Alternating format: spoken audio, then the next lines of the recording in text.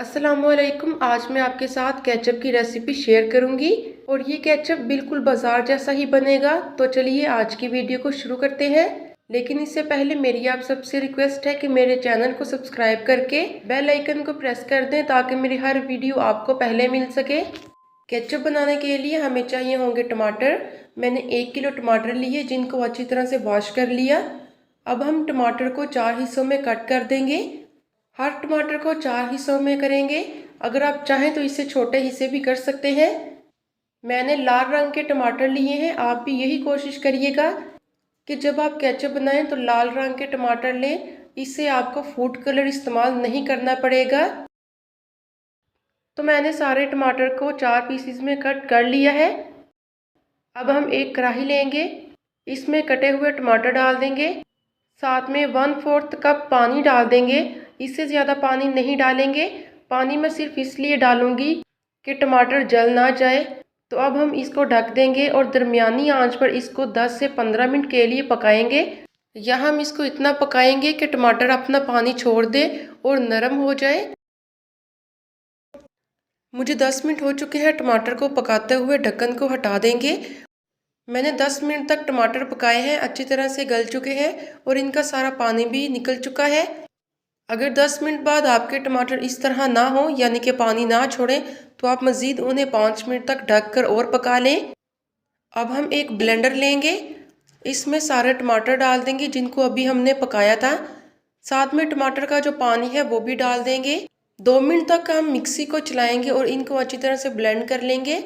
हमने जो टमाटर का पेस्ट बनाया है अब इसको छान लेंगे ताकि इसके अंदर जितने भी टमाटर के बीज या इसके छिलके हैं वो सारे निकल जाएं। इसको स्टेन करना ज़रूरी है वरना आपको केचप का अच्छा टेस्ट नहीं आएगा और जब आप केचप खाएंगी तो इसके बीज वगैरह आपके मुंह में आएंगे।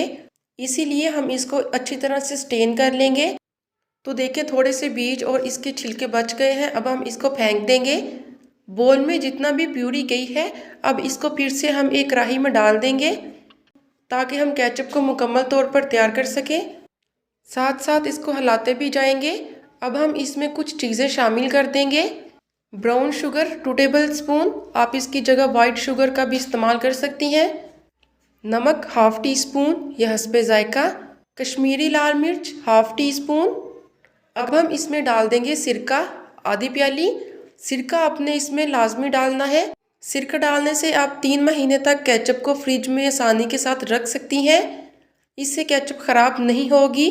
लेकिन अगर आप इसको फ्रिज से बाहर भी रखेंगी तब भी केचप ख़राब नहीं होगी। लेकिन अगर आप इसमें सिरका नहीं डालेंगी तो केचप 1 हफ्ता भी नहीं रहेगी और ख़राब हो जाएगी। इसलिए अगर आप केचप को ज़्यादा देर तक यानी कि 3 महीनों तक महफूज करके रखना चाहती हैं तो इसमें सिरका लाजमी शामिल करें।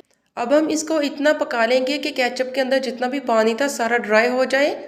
दरमियानी आंच पर हम इसको पकाते रहेंगे और चम्मच के साथ हिलाते भी रहेंगे। मैंने 15 से 20 मिनट तक इसको दरमियानी आंच पर पकाया है। आप देख सकते हैं कि सारा पानी ड्राई हो चुका है। अब मैं आपको बताती हूँ कि आप किस तरह से चेक कर सकती हैं कि आपका टमाटो केचप रेडी हो चुका है कि नहीं। सबसे पहले हम वाइट प्लेट लेंगे, इसके ऊपर थोड़ा सा केचप रखेंगे और प्लेट को उल्टा कर देंगे।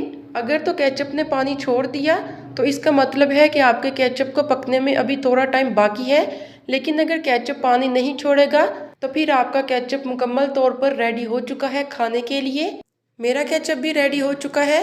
अब हम इसको बोल में निकाल लेंगे। बहुत ही सस्ता और बाजार जैसा आसान तरीके से बनने वाला केचप तैयार है। उम्मीद है कि आपको मेरी आसान केचप की रेसिपी अच्छी लगी होगी। इसको बनाना भी बहुत आसान है और खाने में ये बिल्कुल बाजार जैसा है।